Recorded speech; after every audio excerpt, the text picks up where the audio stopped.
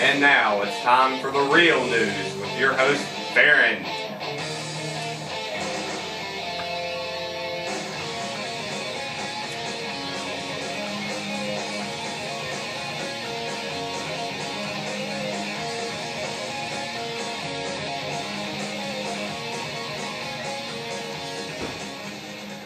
Hello and welcome to the Real News. This is your weekly call-in broadcast where we talk about current events and politics. We will be joined shortly with Democrat candidate Roy Carter. He will be calling in around 10:15. We'll have an interview with him for 15-20 minutes. I want to thank you for joining us today. We are on today at 10 o'clock, and I wanted to announce that hopefully November 22nd we will go to 10 o'clock permanently. So pass that on. And to start with today, there was something that I wanted to read that was wrote by Charlie Reese, and it just struck me as being very pertinent to the situation we're in today. And when we go to our phone calls today, we're getting close to election time. If you would like to call in and say your views on the upcoming presidential race, we'd like to hear from you. Barack Obama, McCain, Barr, whatever your opinion is, would feel free to call in. We will go to our phones after our interview with Roy Carter. So to begin, this was wrote by Charlie Reese. Politicians are the only people in the world who create problems and then campaign against them. Have you ever wondered why, if both the Democrats and the Republicans are against deficits, we have deficits? Have you ever wondered why, if all of the politicians are against inflation and high taxes, we have inflation and high taxes?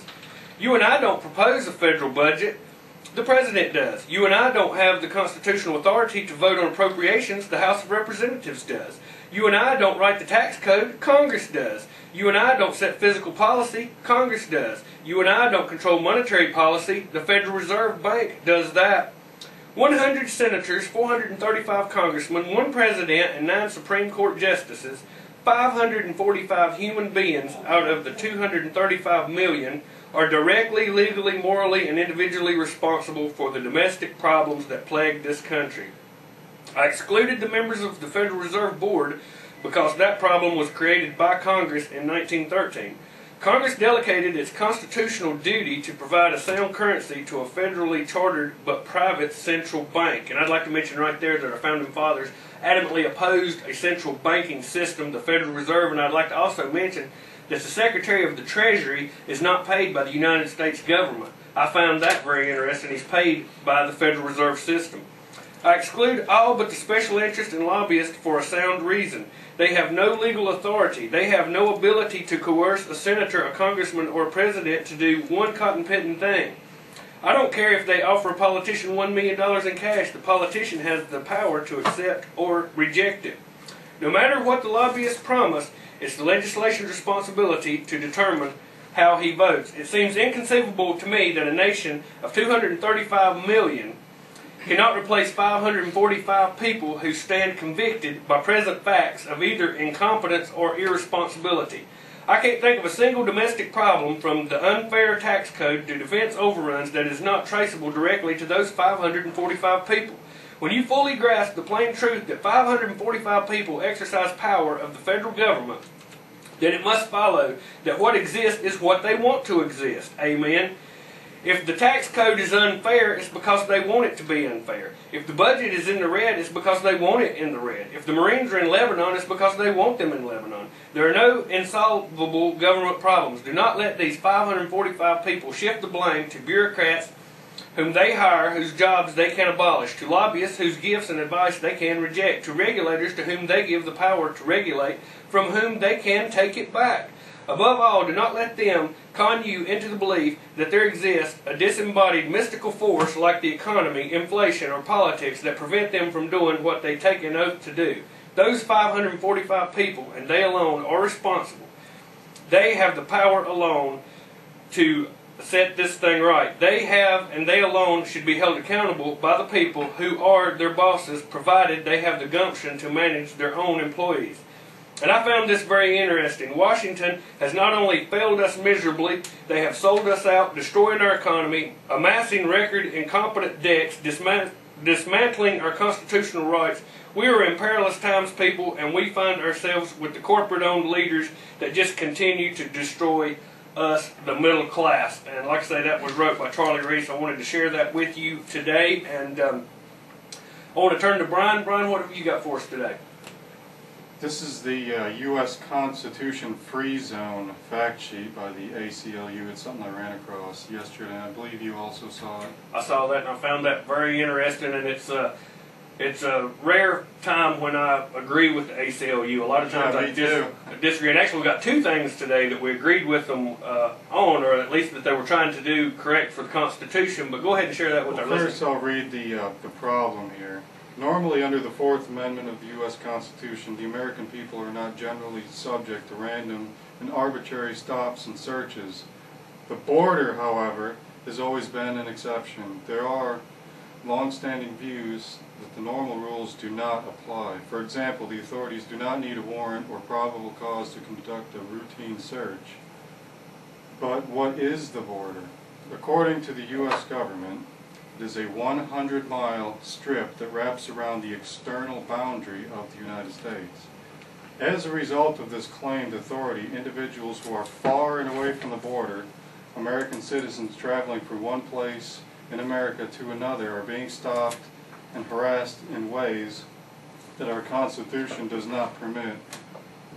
Border Patrol has been setting up checkpoints inland on highways in states such as California, Texas, and Arizona, and ferry terminals in Washington State. Typically, the agents ask drivers and passengers about their citizenship.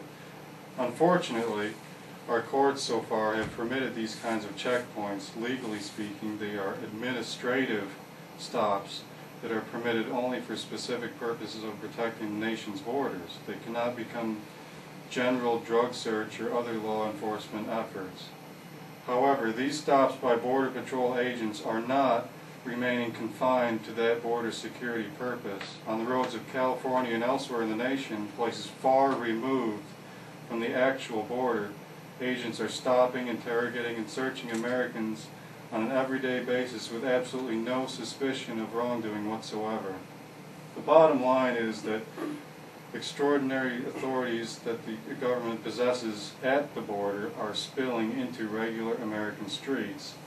And just to clarify the significance of this, realize that fully 2/3 of the United States population lives within this Constitution-free or Constitution-light zone. That's 197.4 million people who live within 100 miles of the U.S. land and coastal borders. Of course, this is New York City, Boston, Los Angeles, San Francisco, Seattle, Miami, New Orleans. I noticed on that map, I mean, it comes into North Carolina quite a bit. Yes. Nearly reaching Raleigh. This illegitimate expansion of the extraordinary powers of agents at the border is also part of the general trend we have seen over the past 8 years of an untrampled, heedless expansion of police and national security powers without regard to the effect of innocent Americans. This trend is typical of the Bush administration's dragnet approach to law enforcement and national security. Instead of intelligent, competent, targeted efforts to stop terrorism, illegal immigration, and other crimes, what we have been seeing in area after area is an approach that turns us all into suspects. This approach seeks to sift through the entire U.S. population in the hopes of encountering the rare individual whom the authorities have a legitimate interest in. If the current generation of Americans does not challenge this creeping and sometimes galloping expansion of federal powers over the individual through the rationale of border protection, we are not doing our part to keep alive the rights and freedoms that we inherited, and we will soon find out we have lost some or all of their right and go about their business and travel around inside our own country without interference from the authorities. And that was being reported by Global Research, also on Infowars.com. And this will be just like us coming down here and reporting that the Army was deploying troops back from Iraq here in America. Now you're seeing that on Glenn Beck. It was last night, it was on Lou Dobbs. You will be seeing this perhaps in the media about a week later. But I thought that was very significant. And let's go ahead and take a break if we can, and that way we'll get that out of the way before Roy Carter calls. And then after that, we will go to our phones. You're on The Real News here on WSIC 1400, WDSL 1520.